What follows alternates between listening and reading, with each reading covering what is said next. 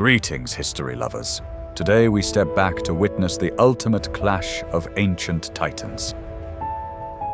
A vast empire stretching across the world, ruling millions with absolute and unquestioned power. Now picture a tiny divided land of rocky shores, where simple farmers hold no gold, only bronze. When the Golden King of Kings demanded their submission, these defiant freemen chose a tragic clash. This is the epic tale of how pure willpower shattered the greatest war machine in history. In the 5th century before Christ, the Achaemenid Empire stood as an unmatched global power. From the Indus Valley to Egypt, it consumed every kingdom that dared to resist its heavy grasp. At the heart of this colossal realm lay Persepolis, a stunning capital bathed in solid gold. Here, King Xerxes the Great sat upon his towering throne, viewing himself as a living, breathing god. According to ancient records, countless envoys from subjugated lands crawled daily to kiss his feet. His treasury overflowed with precious gems, a limitless wealth capable of buying any army. The Persian war machine was a terrifying sight, boasting 1 million men from dozens of nations. Elite regiments like the Immortals wore heavy armor, their faces hidden behind metal masks. Their massive ranks marched with perfect discipline, a silent tidal wave of spears ready to drown the world. To oppose the great king was considered pure madness, a foolish final stand against overwhelming odds. They demanded only earth and water as tokens of absolute surrender, a small price to survive. Many great cities quickly bowed their heads, trading their freedom for the safety of royal protection. Xerxes looked toward the western horizon, his ambitious eyes fixed upon the divided Greek states. He gathered the largest invasion force antiquity had ever seen, draining an entire continent. Rivers ran completely dry as his massive army drank, leaving nothing but barren, trampled earth. Persian engineers even built giant pontoon bridges across the Hellespont, chaining the raging sea. This arrogant display of power proved that Xerxes believed he could conquer both nature and mankind. With confident strides, the Golden Empire marched westward, expecting a swift and total defeat of Greece. They carried grand tents and fine Persian wines, treating this brutal campaign like a wealthy royal parade. As the dark clouds of war gathered, the Persian generals laughed at the thought of any resistance. They simply could not understand why these poor Greek farmers would ever choose to fight against destruction. After all, what could a fractured collection of small cities do against a global superpower? If you faced 1 million hostile swords at your fragile borders, would you bravely fight or bend the knee to survive? To the great king, the Hellenic peninsula was merely an insect waiting to be crushed. His massive fleet sailed confidently along the rugged coast, carrying enough to feed a continent. The relentless beat of Persian war drums echoed loudly across the sea, signaling the end of freedom. They expected local leaders to present their city keys, begging for a swift and painless mercy. But as the imperial vanguard reached the rocky shores, they encountered something unexpected. Across the Mediterranean, the ancient Greek city-states represented a different world. They possessed no unified empire, no endless rivers of gold, and no singular king commanding their lives. Instead, places like Athens and Sparta were independent, ruled by citizens and hardened warriors. These men were simple farmers, merchants, and skilled craftsmen, deeply tied to their harsh and rocky homeland. When the Persian threat arrived, they refused to offer earth and water to a distant, arrogant tyrant. They forged sturdy weapons in roaring fires, preparing heavy bronze armor to defend their families. Unlike the imperial army, the Greeks fought together in a tight, disciplined phalanx formation. Standing shoulder to shoulder, they locked their circular shields, creating a terrifying wall of bronze. Each citizen soldier held a long wooden spear, ready to thrust forward in a powerful rhythm. At the famous Battle of Marathon, this simple tactic proved its devastating and awful power. Athenian infantry firmly repelled the Persians, shocking the world with an epic victory. The Greeks finally realized that the Persian army, though large, was vulnerable to proper skill. They fought not for a distant monarch, but for survival, their families, and their sacred freedom. However, the furious King Xerxes swore an oath of fearsome vengeance against these western states. 10 years later, his massive forces returned, casting a dark shadow over the Greek horizon. The small Hellenic cities united, putting aside their rivalries to face the global storm. They marched towards the narrow pass of Thermopylae, a strategic choke point against huge numbers.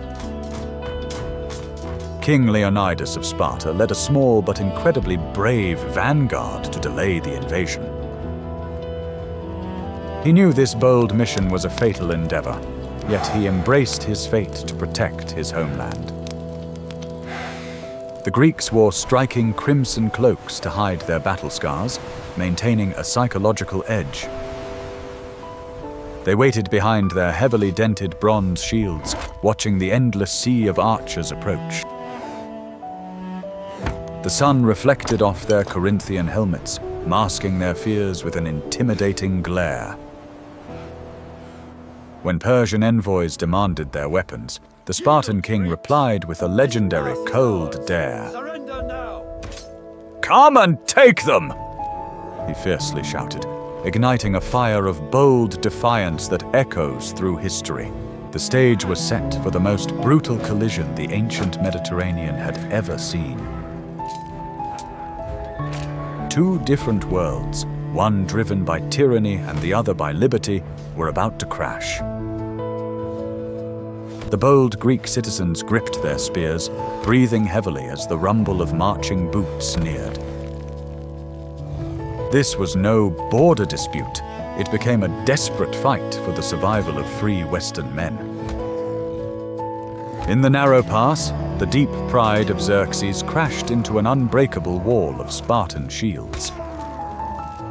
Endless waves of infantry charged, only to be vanquished within the restricted rocky space.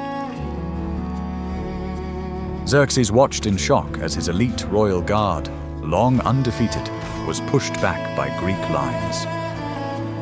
Though the brave Greeks fell to a tragic betrayal, they proved that living gods could heavily bleed. The supreme test of this conflict, however, did not happen on land, but upon the raging sea. Chasing control, the giant royal navy blindly sailed into the dangerous straits of Salamis. This fatal mistake came from pure hubris, assuming huge numbers would ensure a fast victory. When facing a heavily armed giant, is it wiser to fight in the open or set a trap?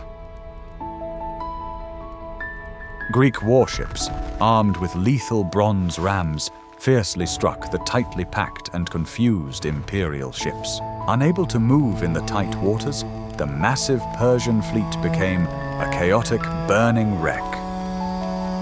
The screams of drowning sailors mixed terribly with the sound of shattering timber and roaring flames. Perched on a golden throne above the bay, Xerxes watched his nightmare unfold in absolute horror. His royal crown sat tilted, his eyes wide with shock as the armada sank beneath the dark waves. The deep blue sea turned crimson with a heavy toll effectively breaking the spine of the empire.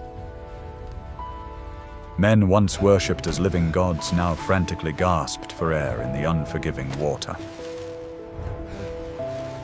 Battered Greek hoplites stood firmly on their wooden decks, repeatedly thrusting their sharp spears downward.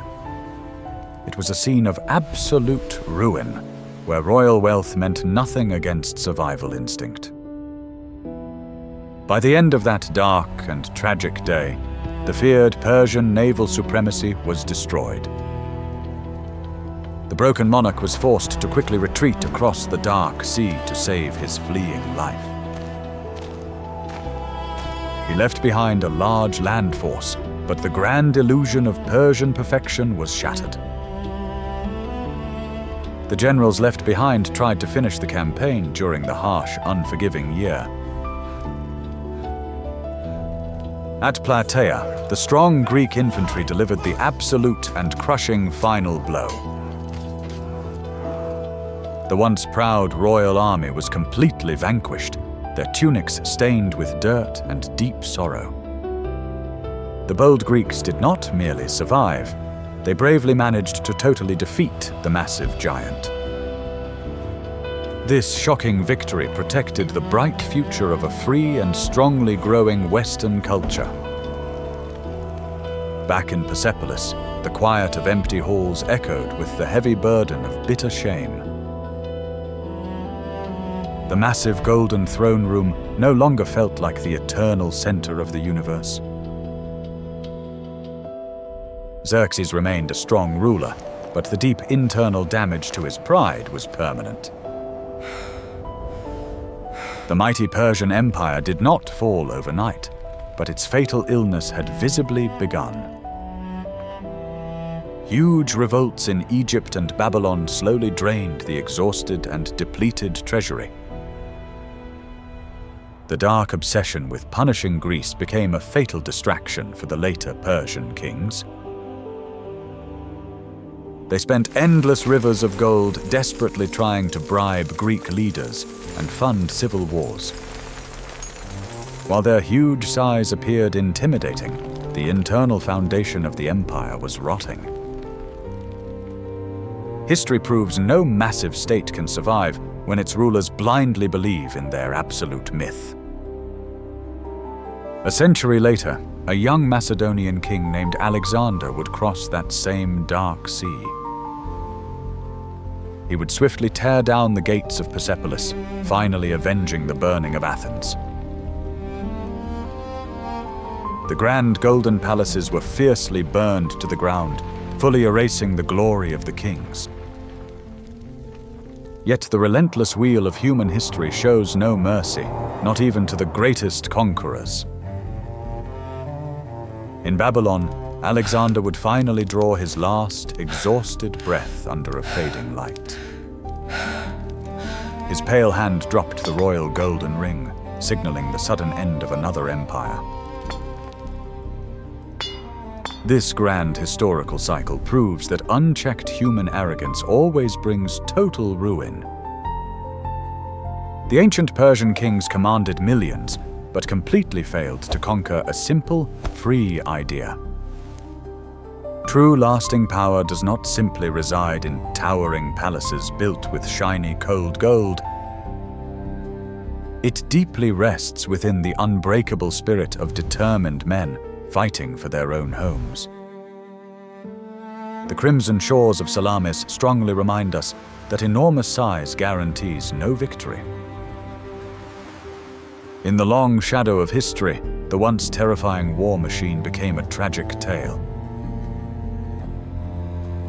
Their massive golden monuments eventually crumbled to dust, forgotten by the desert wind. Yet the brave stories of Spartan warriors and Athenian sailors echo throughout modern times. They proudly laid the cultural foundation for the democratic freedoms we enjoy today. As we look back at the ruined Persian columns, we clearly see the fragile nature of tyranny. Absolute power blindly forces men to believe they can conquer the roaring, untamed oceans. But nature and the passionate desire for freedom remain impossible for kings to command. Look closely toward that distant ancient city, where humanity's greatest wonders touched the sky. Those magnificent stone temples quickly collapsed under the heavy, dark weight of immense pride. In our next episode, we will deeply explore the shocking downfall of a seemingly perfect world. Join us as we witness how legendary empires tragically fall victim to blind ambition. Xerxes lost his fleet, yet the massive Persian Empire survived for another century and a half. Was this war a tyrant's foolish arrogance, or a needed show of power? Share your thoughts below. If you loved this journey through time, please like and share this video, and subscribe for history.